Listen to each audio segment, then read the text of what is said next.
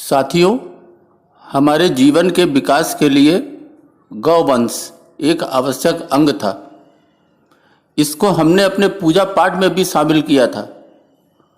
हमने इसे अपने जीवन का साधन बनाया था, लेकिन मशीनीकरण ने इस लाभ से हमें दूर कर दिया। गौवंश को कसाई घरों में भेजकर आज लोटा लेकर गाय का दूध ढूंढते हैं। जब जीरो बजट खेती गौवंश से थी, तब किसान खुश था।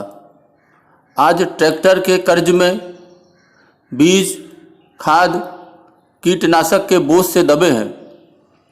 खाद, बीज और कीटनाशक के लिए विदेशी कंपनियों पर टिके हैं और जहरीले रसायनों से अपने भोजन तक को प्रभावित कर चुके हैं। वर्तमान वैज्ञानिक मतानुसार गाय की रीढ़ में सूर्य केतु नाड़ी होती है, जो सूर्य के प्रकाश में जागृत होती है। इसलिए गाय सूर्य के प्रकाश में रहना ज़्यादा पसंद करती है। भैंस छाया में रहती है। सूर्य केतु नाड़ी के जागृत होने से स्वर्ण के रंग का वह एक पदार्थ छोड़ती है। इसी कारण गाय के दूध का रंग भी पीला होता है। गाय के दूध में स्वर्ण तत्व पाए जाते हैं, जो दुनिया में माँ के दूध के अलावा किसी दूसरे दूध में नहीं होते। केवल गाय के दूध में ही विटामिन ए होता है, किसी अन्य पशु के दूध में नहीं। गाय का दूध अत्यंत स्वादिष्ट, स्निग्ध, मुलायम, चिकनाई से युक्त, मधुर, शीतल, रुचिकर, बुद्धिवर्धक, बलवर्धक, स्मृतिवर्धक, जीवनदायक, रक्तवर्धक, बाजीकारक, आयुष्कारक एवं सर्वरोग को हरने वाला होता है। साथियों, सावन में एक त्यौहार आता है, बहुला चौथ या चतुर्थी। इसे गुजरात में बोल चौथ के नाम से भी जानते हैं, जबकि मध्य प्रदेश में इसे बहुला चौथ कहते हैं। चतुर्थी तिथि को वैसे गणेश जी का दिन माना जाता है, लेकिन ये चतुर्थी कृष्ण चतुर्थी के नाम से विख्यात है। ये त्यौहार मुख्यतया किसानों के द्वारा मनाया जाता है। इस दिन वे अपने पशु, मुख्य रूप से गाय बैल की पूजा करते हैं, उनके स्थान की सफाई करते हैं। किसानों के जीवन में इन पशुओं का कभी मुख्य स्थान हुआ करता था। उनकी वजह से वो सफल खेती कर पाते थे। तो गायों और बछड़ों के कल्याण के लिए वो ये त्यौहार मनाते थे और आज भी मनाते हैं। इस दिन पूरा दिन का व्रत होता है, जो शाम को पूजा के बाद खोला जाता है। इस दिन मिट्टी से गाय एवं बछड़ा बनाया जाता है। शाम को सूर्यास्त के पश्चात इन गाय बछड़ों की पूजा की जाती है। साथ ही गणेश एवं कृष्ण जी की भी पूजा की जाती है। कुछ लोग ज्वार एवं बाजरा से बनी वस्तु भोग में चढ़ाते हैं और बाद में उसे ही ग्रहण करते हैं। पूजा के बाद बहुला चौथ की कथा को शांति से सुनना चाहिए। गुजरात में इस दिन खाना खुले आसमान के नीचे तैयार किया जाता है और वहीं बैठकर सब खाते हैं। मध्य प्रदेश में इस दिन उड़द दाल से बनने वाले बड़े का सेवन किया जाता है। वहाँ उस दिन उड़द दाल से बना भोग भी औरतें, महिलाएं ग्रहण करती हैं।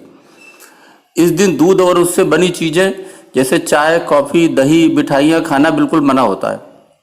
कहते हैं कि जो ये व्रत रखता है उसे संकट से आज़ादी मिलती है, साथ ही उसे संतान की प्राप्ति होती है। इस व्रत से धन और ऐश्वर्य मिलता है। पूजा अर्चना के बाद मिट्टी से बने गाय बछड़े के जोड़े को किसी नदी या तालाब में उसको प्रवाहित कर दिया जाता है। इस दिन दूध और दूध से बने पदार्थ इसलिए नहीं खाते हैं कि ये सारे पदार्थ गौवंश को किसी न किसी रूप में ही खिला दिए जाते हैं। एक बड़ी ही रोचक कथा प्रचलित है। जब भगवान विष्णु का कृष्ण रूप में अवतार हुआ, तब इनकी लीला में शामिल होने के लिए देवी देवताओं ने भी गोप गोपियों का रूप लेकर अवतार लिया। कामधेनु नाम की गाय के मन में भी कृष्ण की सेवा का विचार आया और अपने अंश से बहुला नाम की गाय बनकर वो नंद बाबा की गौशाला में आ गई। भगवान श्री कृष्ण का बहुला गाय से बड़ा स्नेह था। एक बार श्री कृष्ण के मन में बहुला की परीक्षा लेने का विचार आया। जब बहुला वन में चर रही थी, तब भगवान सिंह रूप में प्रकट हो गए। मौत बनकर सामने खड़े सिंह को देखकर बहुला भयभीत हो गई, लेकिन हिम्मत करके उसने सिंह से कहा, हे वनराज, मेरा बछड़ा भूखा है, बछड़े को दूध पिलाकर मैं आपका आहार बनने वापस आ जाऊंगी। सिंह ने कहा कि शाम आए हुए भोजन को कैसे जाने दूं? तुम वापस नहीं आई तो मैं तो भूखा रह जाऊंगा। बहुला ने सत्य और धर्म की शपथ लेकर कहा, मैं अवश्य वापस आऊंगी। बहुला की शपथ में प्रभावित होकर सिंह बने श्री कृष्ण ने बहुला को जाने दिया। बहुला अपने बछड़े को दूध पिलाकर वापस वन में आ गई। बहुला की सत्य निष्ठा देखकर श्री कृष्ण अत्यंत प्रसन्न हुए और अपने वास्तविक स्वरूप में आकर कहा कि हे बहुला, तुम परीक्षा में सफल हुई।